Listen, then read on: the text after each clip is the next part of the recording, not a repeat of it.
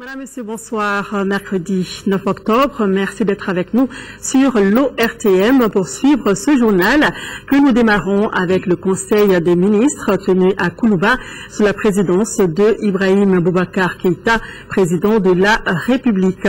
Le Conseil a adopté des projets de décret et procédé à des nominations. Avec moi sur ce plateau, Ibrahima Djambélé. Bonsoir. Bonsoir, Daisy Soko.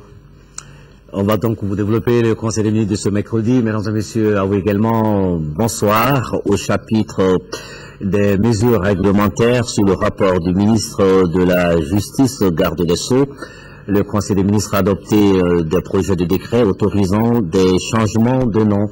Le changement de nom peut être demandé par toute personne qui justifie d'un intérêt légitime. La demande est adressée au ministre de la Justice, garde des Sceaux. Conformément à ces dispositions, suite à des demandes adressées au ministre de la Justice, garde des Sceaux, les personnes dont les noms suivent ont été autorisées après enquête établissant le bien fondé de leur demande à changer de nom comme suit.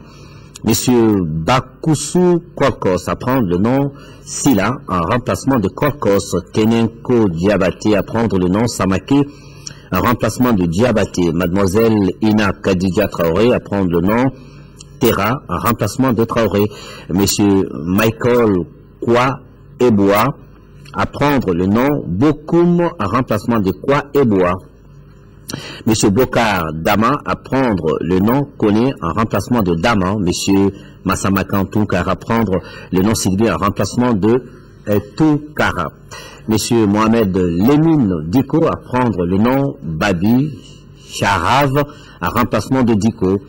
Le décret autorisant le changement de nom acquiert son plein effet une année après sa publication au journal officiel ou dans un autre journal d'annonce légale. Il en est porté mention en marge des actes de l'état civil et dans le casier judiciaire des intéressés.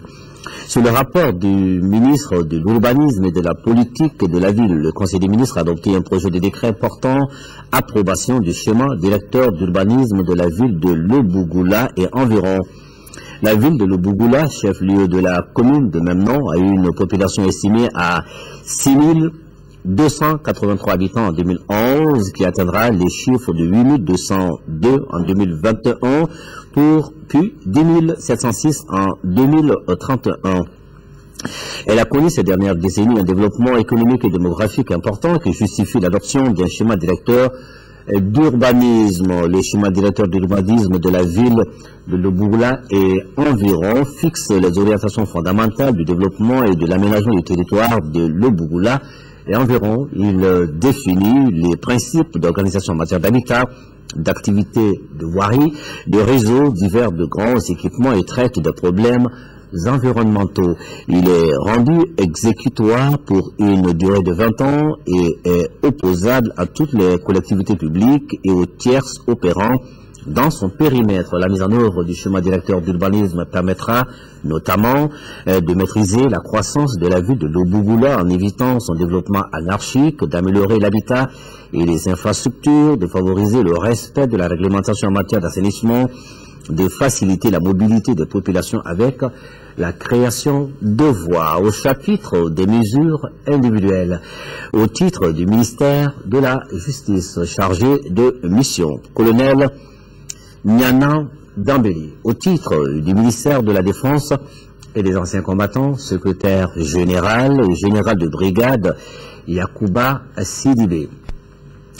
Chef de cabinet, colonel-major Ali Kamara, chargé de mission, Madame Maïmouna Ndiaye, sociologue, inspecteur général des armées et service général de brigade, Salifou Kone, chef d'état-major général adjoint des armées, général de brigade, Didier Dako, général de division à compter du 1er octobre 2013, général de brigade, Yamoussa Kamara. Au titre du ministère de la Réconciliation nationale et du développement des régions du Nord, secrétaire général, M. Zeidan Ag Sidalamine, conseiller des affaires étrangères, chef de cabinet, Mme Fatima Maïga, juriste, conseiller technique, M. Atayer Ag Iknan, inspecteur des services économiques, Mme Samake Assetou Founé, maître de conférence, M. Ibrahim Asianga Maïga, ingénieurs, statisticiens, Madame Adiaviako et Ramatou Kone, planificateurs, Monsieur Cherfi Moulay Aïdara, ingénieur de l'agriculture et du génie rural. Chargé des missions, Monsieur Abdourahman Touré, juriste, Madame Zeina Moulay, gestionnaire, Monsieur Mamadou Di Mohamed Koulibaly, journaliste. Au titre du ministère des Affaires étrangères de la coopération internationale, directeur du protocole de la République, lieutenant-colonel Bakary Bokar Maïga. Au titre du ministère des Domaines de l'État et des Affaires foncières, conseiller technique, M. Jacques Cissé, inspecteur des impôts, M. Ruben Terra, ingénieur des constructions civiles. Au titre du ministère du Travail, des Affaires sociales et humanitaires, conseiller technique, M. Almoukoutar Aïdara, administrateur de l'action sociale, Madame Kouyaté Fanta Kamisoko, administrateur de l'action sociale. Directeur des finances et du matériel, M. Ali Diop, planificateur. Directeur général de l'Institut d'études et de recherche en géronto-gériatrie, M. Sanidier Al-Kaïdi Touré, administrateur de l'action sociale. Au titre du ministère de la Culture, secrétaire général, Madame Aïdara Aminatassi, administrateur des arts et de la culture, conseiller technique, Monsieur Mamadou Bani Diallo, directeur de recherche, Monsieur Hassan Kouyaté, journaliste, réalisateur, Monsieur Madiou Baradi Touré, inspecteur des impôts, Monsieur Ba Diakité, directeur de recherche, chargé des missions, Monsieur Prosper Ki, professeur, M. Amadoun Youssouf Touré, administrateur civil. Au titre du ministère de l'Artisanat et du Tourisme, directeur des finances et du matériel, Mme Tembeli Assetou Koniba Traoré, inspecteur des services économiques. Au titre du ministère de l'Industrie et des Mines, secrétaire général, M. Mamadou Traoré, ingénieur de l'Industrie et des Mines. Conseil technique, M. Adamassi, professeur de l'enseignement supérieur, M. Assimi Banya Sidibé, ingénieur de l'industrie et des mines, M. Mahamadou Moussa Maïga, ingénieur de l'industrie et des mines. Chargé des missions, M. Mohamed Lamine Diarra, économiste. Au titre du ministère des Maliens de l'extérieur, secrétaire général, M. Mamadi Traoré, planificateur, chef de cabinet, M. Moulay Aboubakar Di Baba Moulay, gestionnaire. Chargé de mission, Madame Diara Raki Tala, juriste, M. Casimir Sangala, juriste, M. Draman Malé, anthropologue. Au titre du ministère délégué auprès du ministre de l'administration territoriale chargé de la décentralisation, chef de cabinet, M. Boubacar Samaké, administrateur civil. Au titre du ministère délégué auprès du ministre de l'économie et des finances chargé du budget. Conseiller technique, M. Bonkana Sidi Maïga, ingénieur sanitaire, M. Ousmane Koulibaly, inspecteur du Trésor. Au titre du ministère délégué auprès du ministère de l'économie et des finances chargé de la promotion des investissements et de l'initiative privée, chef de cabinet, M. Samba Ben Moussa Diakité, économiste, conseiller technique, M. Mahman Abdoulaye Outi, inspecteur du Trésor, chargé des missions, Madame Ponce, Mathilde Antoinette Aminata Condé, gestionnaire, M. Alfousseni Nono, gestionnaire. Voilà ce qu'il fallait retenir du Conseil des ministres de ce mercredi. Merci. Ibrahima Djambélé, vous le savez, hier, un bâtiment de type R+5 en construction en commune 4 du district de Bamako s'est écroulé. Suite à l'écroulement de ce bâtiment, le ministre de l'Urbanisme et de la politique de la ville a immédiatement instruit à ses services techniques de suspendre les travaux de construction sur le chantier dont le bâtiment s'est écroulé ainsi que ses annexes. La fermeture et l'évacuation des d'un autre bâtiment censé appartenir au même propriétaire, déjà achevé et occupé en ce moment même par des personnes dont la vie est susceptible d'être en danger. La prise de mesures conservatoires à l'égard de toutes les personnes susceptibles d'être impliquées, notamment le propriétaire des bâtiments, les responsables de l'entreprise de construction, le bureau d'études techniques et le personnel technique, en attendant les suites de la saisine du procureur de la République compétent. Diligenter toute investigation en vue de déterminer les causes techniques ayant prévalu à l'effondrement du bâtiment, identifier les fautes et poursuivre sur la base des infractions appropriées. Entreprendre toute action tendant à identifier toute complicité, notamment administrative. Par ailleurs, le ministre de l'Urbanisme et de la Politique de la Ville porte à la connaissance du public qu'il lancera une vaste campagne d'investigation et de contrôle des chantiers et des bâtiments en construction sur le territoire national dans le dessein de faire appliquer les règles devant être observées en matière d'urbanisme et de construction. Le ministre de l'Urbanisme et de la Politique de la Ville met en garde tout agent public impliqué ou susceptible de l'être dans la violation des règles de l'urbanisme et de la construction, qu'aucun manquement aux devoirs professionnels ne sera toléré et que les poursuites seront systématiques. Nous poursuivons ce journal avec la Semaine nationale de lutte contre la cécité. Elle a été lancée ce matin par la Direction nationale de la santé et appelle les malades potentiels à se faire examiner les yeux. Au cours d'une conférence de presse organisée par le Programme national de lutte contre la cécité, les organisateurs ont informé les hommes de médias sur les actions menées par les pouvoirs publics dans le cadre de la lutte contre toutes les formes de maladies oculaires et de la cécité au Mali. Le reportage est de Agibou Koulibaly. Au Mali, la cécité représente un véritable problème de santé publique, mais aussi socio-économique. La prévalence est estimée à 1,2%, une situation qui interpelle tous, autorités et hommes de médias. C'est tout le sens de l'initiative de la tenue de cette conférence pour informer la presse sur la problématique. La célébration de la Journée mondiale de la vue est une opportunité pour nous afin de renforcer le plaidoyer sur la santé oculaire, de sensibiliser les populations sur les maladies de l'œil, qui constituent vraiment un enjeu majeur actuellement. C'est pourquoi le thème de cette année est dédié à la santé universelle de qualité et le slogan est le suivant: faites-vous examiner les yeux. Au cours de ce point de presse, les causes de la cécité et les stratégies pour lutter contre la maladie ont été largement expliquées par les responsables de la santé. Au-delà de la stratégie classique que nous connaissons, donc il y a la stratégie fixe qui consiste à opérer les patients au niveau des hôpitaux, au niveau des centres de référence. Il faut aller vers ces malades-là. Donc au niveau des centres de référence des cercles, au niveau des villages, à travers soit un camion ophtalmologique équipé de blocs opératoires, donc qui va sillonner après un dépistage qui va opérer les patients. Le lancement officiel de la Journée mondiale de la vue et de la Semaine nationale de la lutte contre la cécité est prévu ce jeudi. Les activités se poursuivront dans le district de Bamako et à l'intérieur du pays jusqu'à la fin de ce mois. Santé toujours, nous célébrons demain 10 octobre la journée mondiale de la santé mentale. Chaque année, cette journée organisée par l'OMS est mise à profit pour sensibiliser l'opinion sur les problèmes auxquels sont confrontées les personnes atteintes de ce mal. Cette année, la journée a pour thème santé mentale et personnes âgées. À cette occasion, le représentant résident de l'OMS au Mali, Ibrahima Sosefal, a adressé un message que nous vous proposons.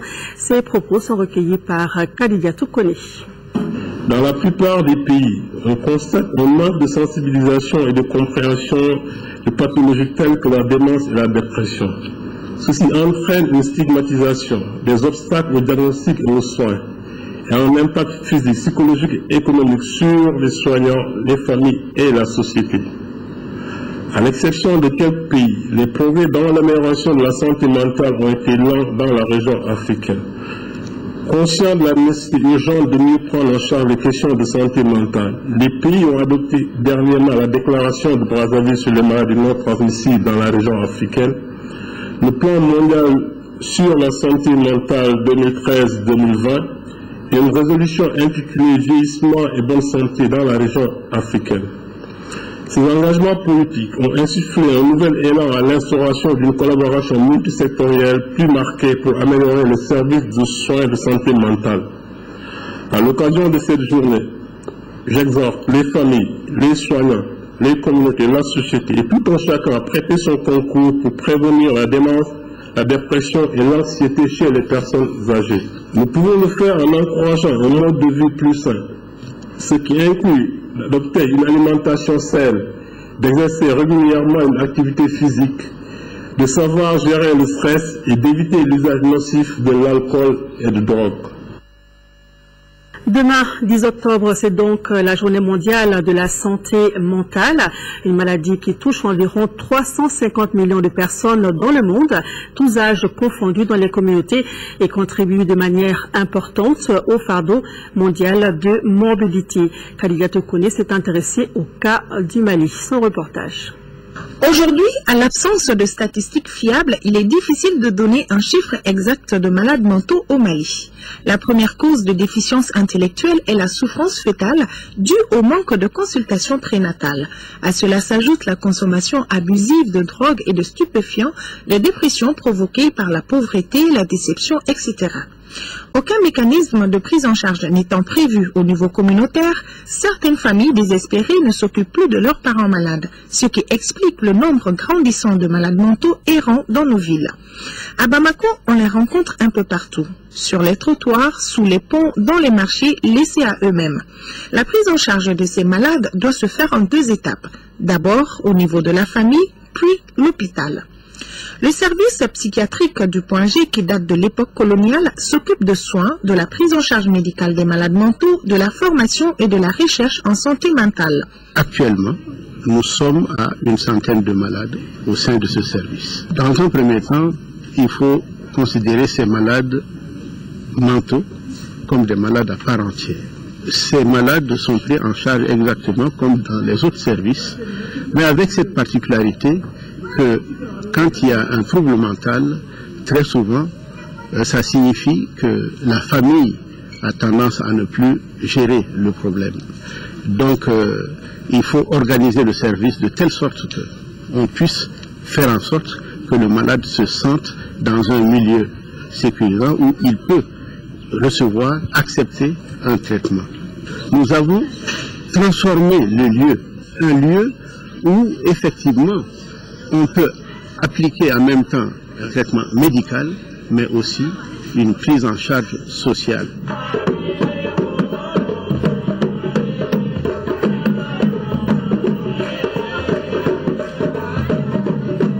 Oui, nous sommes toujours au service psychiatrique du Point G. Ici, c'est le Koteba thérapeutique. Même ceux qui n'ont pas de parents dans ce service ont une fois entendu parler de ce fameux Koteba qui est la rencontre entre professionnels de la santé et ceux du théâtre qui est à l'origine de cette nouvelle conception du soin de la souffrance psychique. Il y a plusieurs techniques de prise en charge. Vous savez que très souvent, quand il y a des problèmes mentaux ou bien des problèmes psychologiques, on va procéder souvent par une prise en charge psychologique. La prise en charge psychologique passe souvent par la parole et même le chant. Quand quelqu'un est en colère, pour que la personne revienne à de meilleurs sentiments, c'est en chantant ou bien en intonnant quelque part ses louanges, la personne va tout simplement taper. Et pourtant, on ne lui a pas fait une seule injection. C'est pour vous dire, comme on le dit en adage chez nous, en Bambara, Kadoussou Salo. Malgré les efforts d'un personnel dévoué, la psychiatrie du Point G connaît des difficultés. On pensait que le service de psychiatrie du Point G était tout simplement un dépotoir. Les gens venaient se débarrasser de leurs malades ici. Et le matin, nous, on se retrouvait souvent devant des cas, des inconnus, des malades attachés. Et il était extrêmement difficile de faire en sorte que ces patients-là, pour nous, deviennent de vrais malades qu'on devait soigner. Donc, nous avons, dans un premier temps, fait en sorte que personne ne pouvait être admis dans ce service sans qu'il y ait un accompagnant, c'est-à-dire un membre de la famille.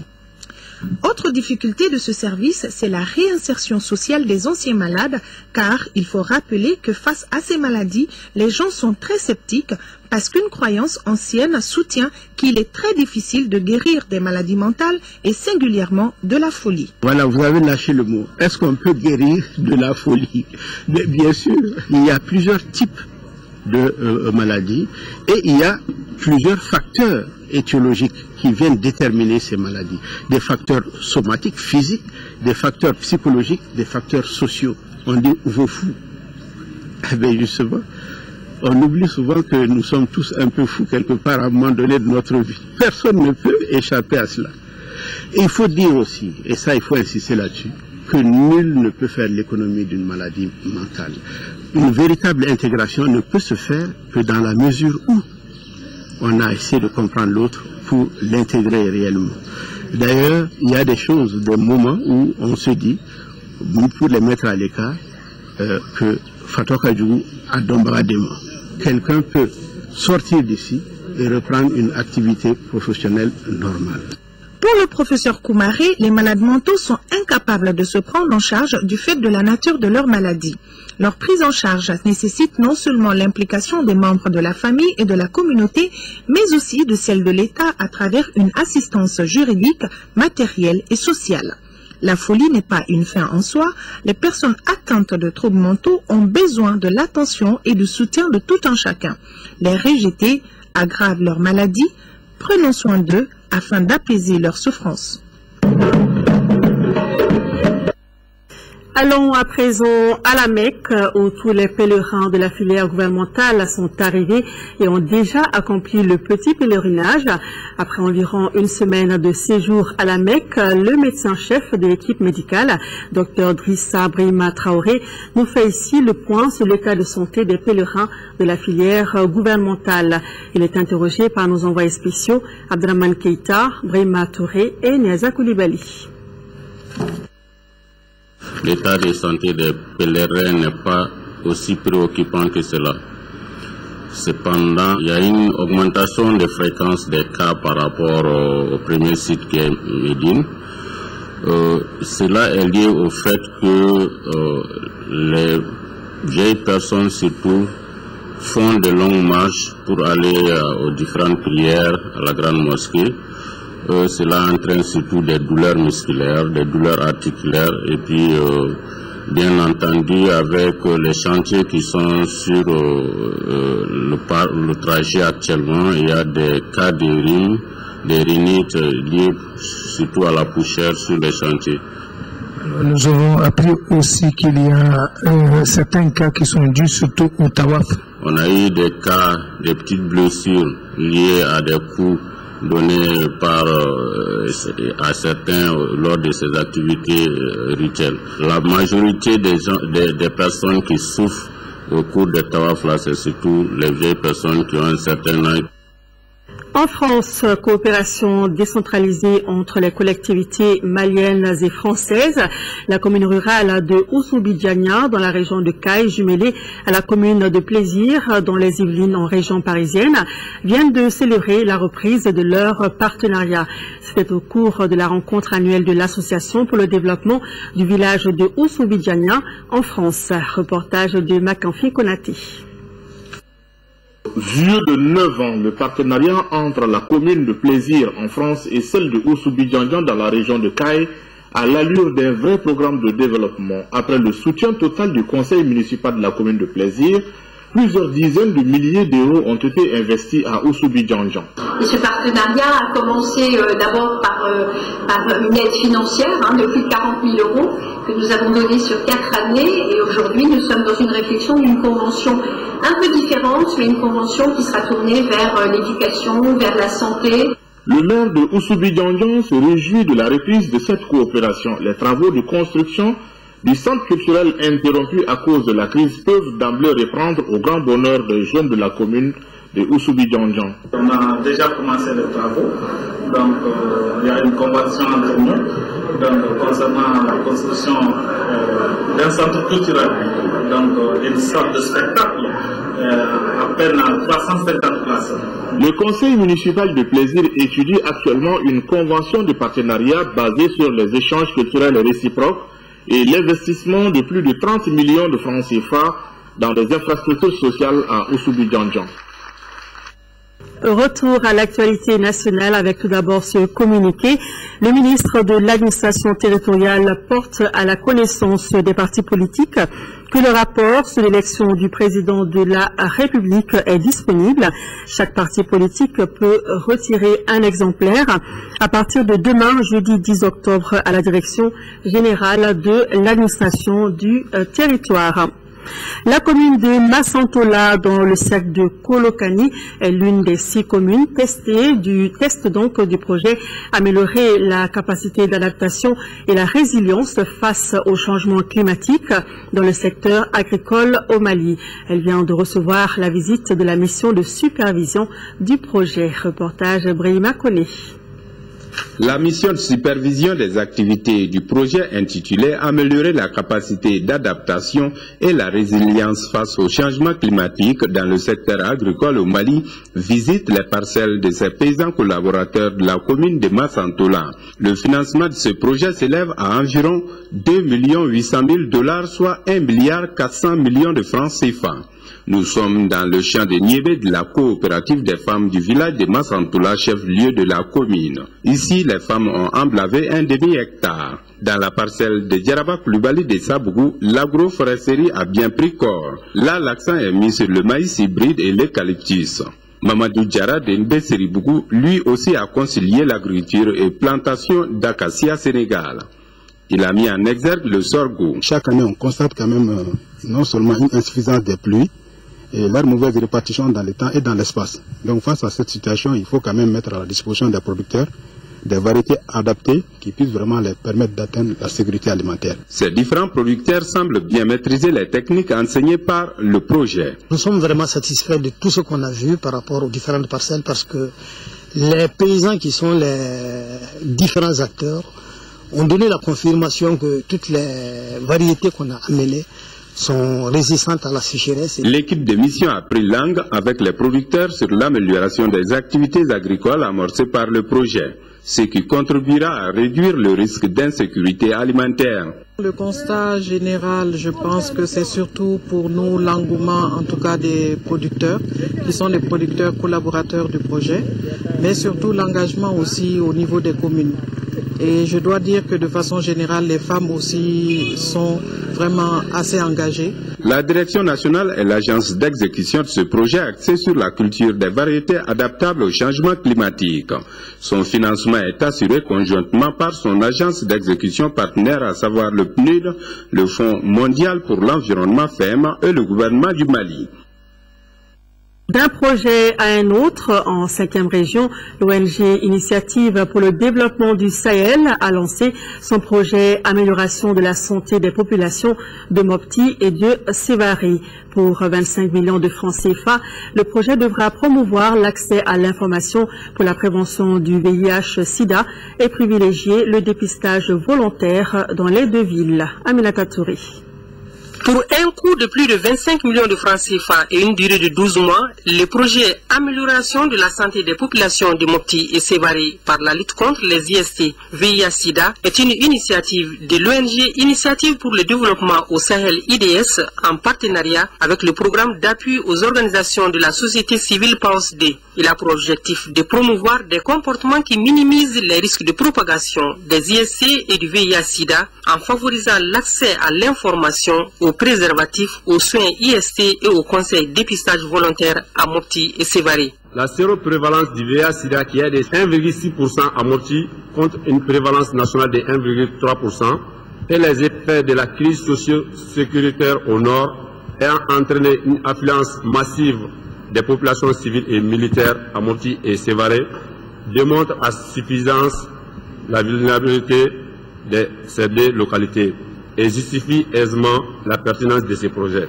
Pour les autorités administratives et communales, l'ONG IDS ne pouvait pas mieux choisir en retenant comme zone d'intervention ces 2 localités qui ont connu un afflux massif de populations civiles et militaires. Je voudrais vous rassurer de la disponibilité des autorités administratives politiques et les services techniques du cercle de Mopti à vous accompagner en vue de la pleine étude de votre projet. Le projet a pour cible, en plus de la population générale, les jeunes, les routiers et les professionnels de sexe. Un groupe d'action pour la promotion de la justice vient d'être créé à Tombouctou. Les membres du groupe auront pour mission, entre autres, de renforcer la solidarité entre les populations et lutter pour le désenclavement des zones dont ils ont la charge. Et Attendina. Ils étaient tous pratiquement présents. Les membres du comité de crise pour le lancement de cette nouvelle association qui prend le flambeau de ce comité, organe créé à l'époque pour gérer les affaires de la cité pendant l'occupation. La structure qui comprend les représentants des différents cercles se fixe un certain nombre d'objectifs. De ramener la paix et renforcer la solidarité entre tous les enfants du pays, singulièrement entre ceux du Nord. Lutter pour le désenclavement du Nord. Promouvoir le développement harmonieux du Nord. Notre première préoccupation va être de recoudre le tissu social et de ramener sous le toit familial l'ensemble des populations qui s'étaient déplacées afin que le vivre ensemble que nous avions connu soit revécu, soit animé et qu'il soit à la satisfaction de chacun des citoyens qui n'aspirent qu'à la sécurité et au développement. Pour ce faire, une feuille de route est déjà élaborée. Organiser des missions au niveau de l'ensemble des cercles de la région. Organiser des missions au niveau des camps de réfugiés dans les pays voisins. S'impliquer dans les négociations en vue de la prise en compte des revendications des populations qui n'ont pas pris les armes. Le gouverneur de région s'est réjoui de la création de cette association qui contribuera au rayonnement de la cité des 333 saints. À Gao, tenue de la journée des producteurs du projet d'aménagement des périmètres irrigués villageois, les initiateurs du projet ont échangé avec les populations sur les difficultés rencontrées pendant l'occupation et ainsi planifié des mesures d'accompagnement afin de relancer leurs activités. Drissa Kone nous en parle.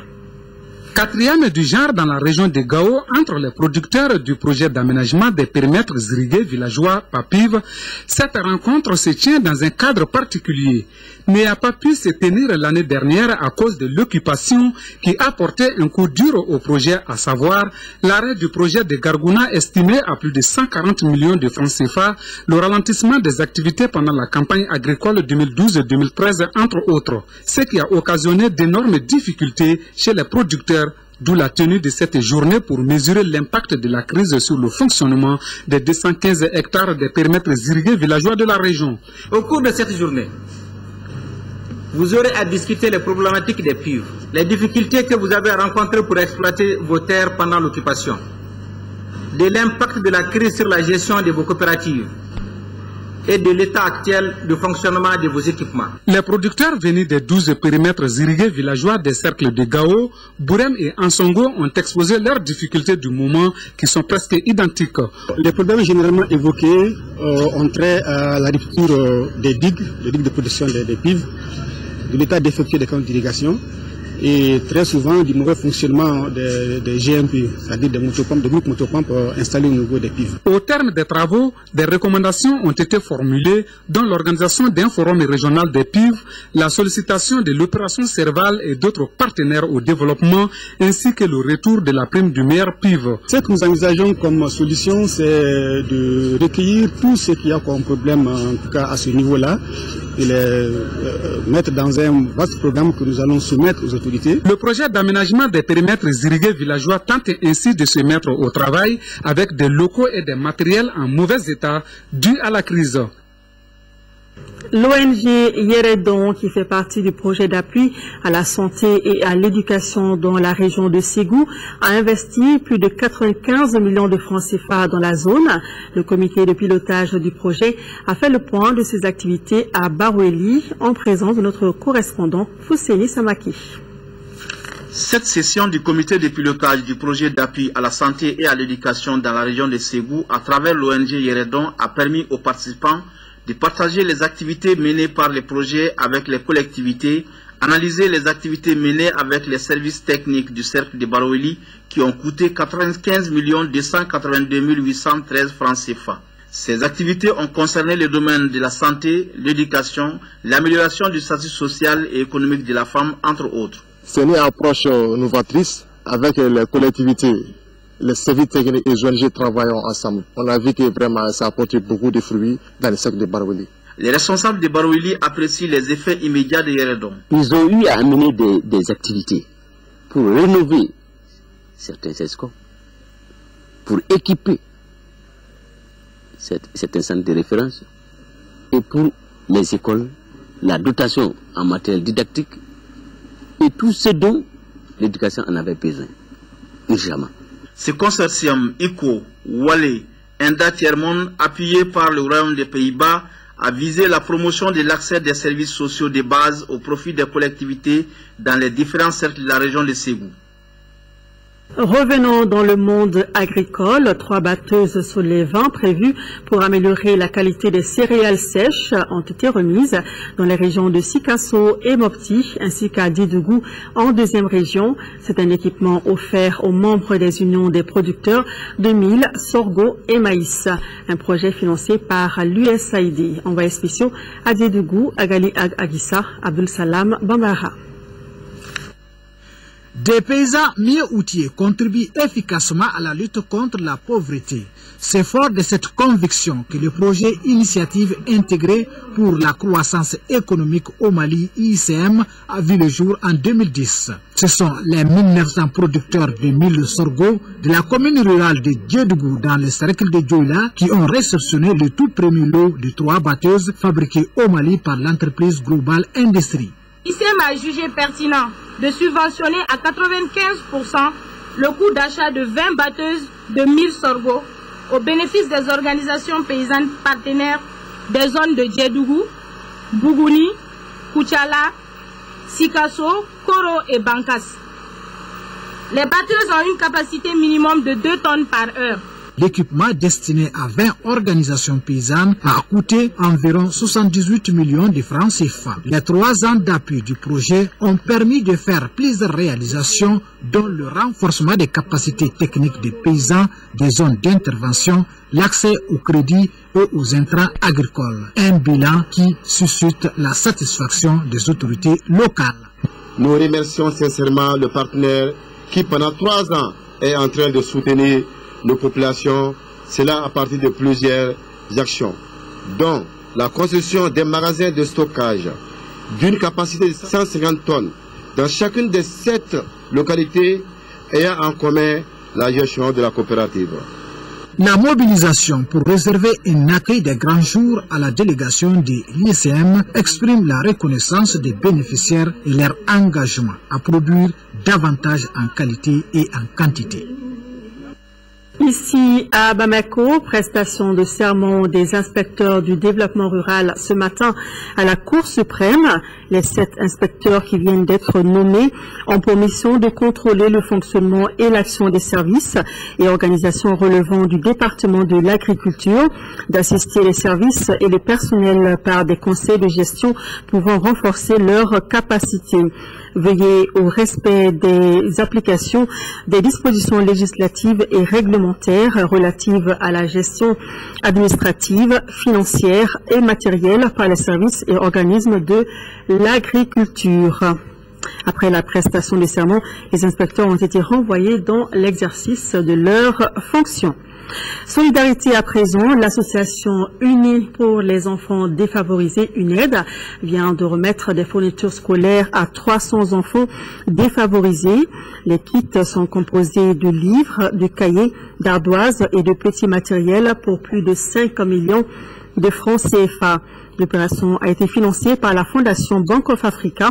La cérémonie s'est déroulée au groupe scolaire de Niamakoro et elle a regroupé des responsables de l'éducation de la rive droite, de la Fondation Bank of Africa et des parents d'élèves. Lutte contre le banditisme dans le district de Bamako. Une bande de voleurs, de 3 voleurs donc, a été arrêtée par les agents du 7e arrondissement. Ils sont accusés de vol aggravé. Ils avaient pour habitude de cambrioler les domiciles d'honnêtes citoyens pendant qu'ils dormaient. Aljunatina est allé voir au commissariat son reportage. Fin de course pour ces 2 malfrats qui sont tombés dans les mains des éléments du 7e arrondissement. Qualifiés en vol, les 2 Sidibé, Yacouba et Mohamed constituaient un véritable casse-tête, non seulement pour les populations, mais aussi pour les forces de l'ordre à Mayambougou. Ils ont été appréhendés suite à leur énième cambriolage perpétré cette fois-ci au domicile d'Oumar Sidi Traoré avec usage d'armes à feu, emportant plusieurs objets et une bagatelle de 12 500 000 francs CFA. Nous avons été informés aux environs de 4 h du matin, le 3 octobre 2013, par un certain Boubacar Keïta, se disant ami de Omar Sidi Traoré, alias Barou, que à 2 h du matin, 2 individus sont venus à son domicile et ont eu à cambrioler sa maison à l'aide d'armes à feu. Sur les 12 500 000, les 2 Sidibé n'avaient que 2 70 000 francs au moment de leur arrestation. En attendant de retrouver le 3e en fuite, Yacouba et Mohamed mériteront sur leur sort devant le parquet. Ce journal s'achève. Merci à vous de nous avoir suivis. Restez sur l'ORTM pour vous informer et passer une bonne soirée. Tout à l'heure, au programme, le magazine Cahier d'hier. Il a pour thème nos industries, fleurons d'hier, angoisse d'aujourd'hui. Une réalisation de Abbas Fombokoé Traoré et de son équipe.